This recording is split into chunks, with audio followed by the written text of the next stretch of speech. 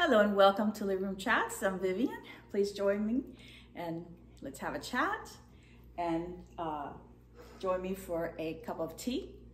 Today happens to be a hot tea day in our country. So we are going to have Twinings of London wild berries herbal tea. So I'm going to serve you first here.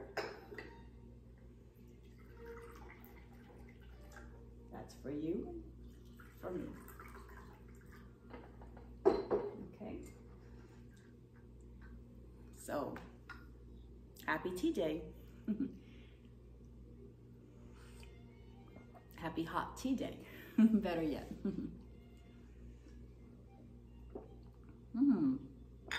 Delicious and comforting.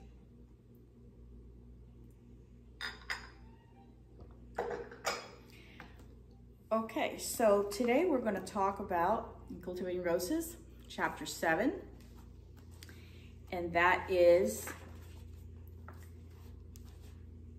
parenting as a team.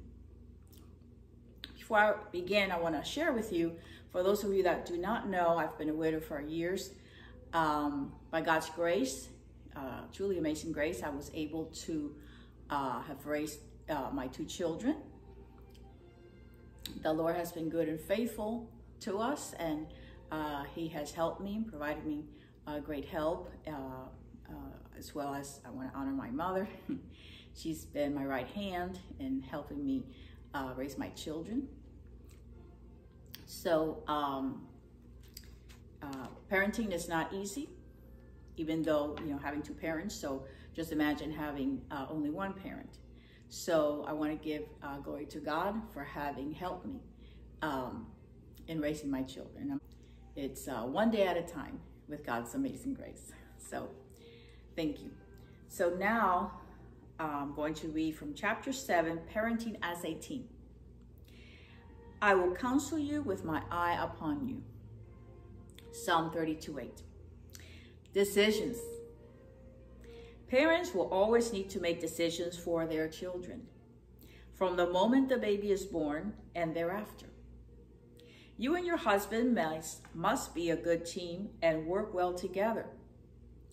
Making decisions together for the good of your child, strive to be in agreement with teaching and disciplining your child, always in love. Parenting is fun, even though it is a lot of work. So always seek to love and enjoy your child and compliment him or her every day. That's very important because you're building your child, as in blocks, edifying, always edify, build up. Are you going to take care of your baby at home? If not, who will take care of him or her if you decide to return to work? A family member or a daycare center? Whatever you decide, make sure you are clear about what your child is learning and experiencing in their daily environment, and that it aligns with your and your husband's desires for your child's well-being. Another way you can teach your child as a team is through going to church as a family. And here they will learn meeting other caring people, and the church reinforces the biblical values you seek to instill in your children. So let's see. So I'm going to be cover different things here. I'm just going to read a few highlights for you since it's several pages.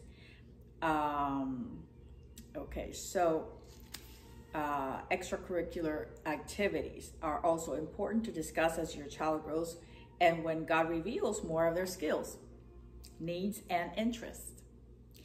Their passions and giftings will help you decide the best extracurricular activities for your children. As parents, always pray and ask God to help you make such decisions. You will be amazed at your children's gifts and skills. So I share here when our daughter was just 3 years old, my husband and I decided we would make decisions together and be in agreement about all her activities. By the time she was 5, I asked my husband for our daughter to attend a Christian school and continue taking ballet classes. And thankfully, my husband supported both ideas. So as your child grows, you both need to decide what school your child will attend for elementary, middle, and high school. Determine together what type of schooling is best for your child, whether it's public, private, charter school, Christian school, or homeschool. Such decisions should be revisited each year to make sure it's still the right one or whether another option is now better for your child, depending on their situation. Since every child is completely different, you need to consider the style of learning your child prefers, as well as your pocketbook. Talk to other parents and see what schools they are considering for their children. Search and call for information about the different schools in your area. This will give you a better idea. Continue praying and God will guide you and confirm what education is best for your child. God always answers by leading you in the way you should go. As they approach decisions about their educational future, you'll also help them to choose the right college. College education is the beginning for your child's adult life and will lead to their future in the next 4 years and beyond.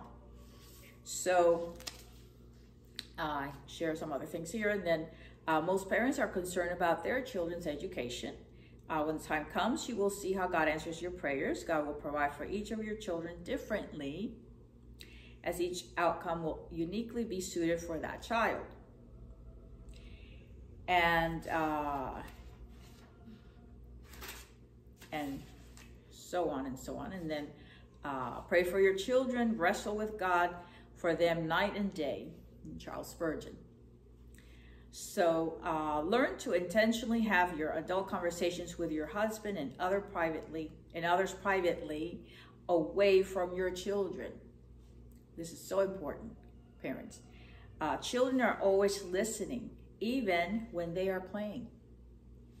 They should not be overexposed to current issues in detail, so they do not worry.